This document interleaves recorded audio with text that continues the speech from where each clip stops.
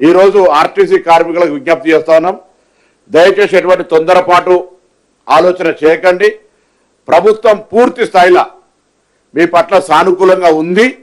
అన్ని అంశాలకు సంబంధించినటువంటి విషయం లోపల మంత్రివర్గ ఉపసంఘం త్వరలోనే రేపు ఎల్లుండి ఎప్పుడో కూర్చొని మీకు సంబంధించిన అన్ని అంశాలను వింటుందనే మాట మనం చేస్తూ, మీ అందరూ కూడా తెలుసు, కొత్త పత్రికల ద్వారా సమాజానికి చెప్పడం కొరకు మేము అధికారంలోకి వచ్చిన తర్వాత అటు మహాలక్ష్మి పథకాన్ని ఇవ్వడమే కాక 2013 పిఆర్సీ పెండింగ్ బకాయిలు 280 కోట్లు ఇచ్చినాం.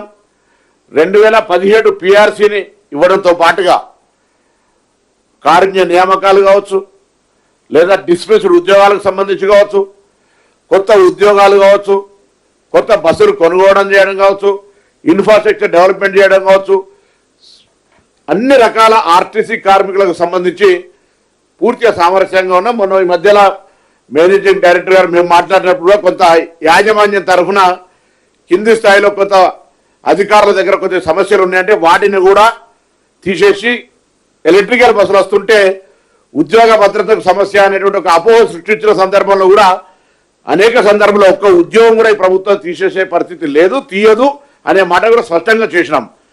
కానీ బయట నుంచి కొంత ప్రోత్సాహం జరిగిందా, లేకపోతే ఇంకొక ఉద్రేకపూరితమైన వాతావరణం కలిగిందా, ఏది ఏమైనా దయచేసి మరొకసారి అందరికీ తెలంగాణ ప్రభుత్వ పక్షాన ఈరోజు క్యాబినెట్లో చర్చించిన మేరకు కానీ వారి పట్ల ఇప్పటి వరకు అవలంబించిన తీరు పట్ల కానీ అందరికీ విజ్ఞప్తి చేస్తాను. దయచేసి ఎవరు కూడా ఎటువంటి అనాలోచిత నిర్ణయం తీసుకోవద్దు. కార్మికుల సంక్షేమం, ప్రయాణికుల సౌకర్యం, సంస్థ పరిరక్షణ అనే ప్రకారంగా ఈ ప్రభుత్వం వ్యవహారం చేస్తుంది. ఈరోజు ఒక రవాణా శాఖ మంత్రిగానో లేకపోతే ఇంకొక మంత్రే కాకుండా మొత్తం క్యాబినెట్ అంతా కూడా మీ పట్ల కన్సర్న్ ఉంది అనేటువంటి మాట సందర్భంగా వ్యక్తం చేస్తా ఉన్నాను.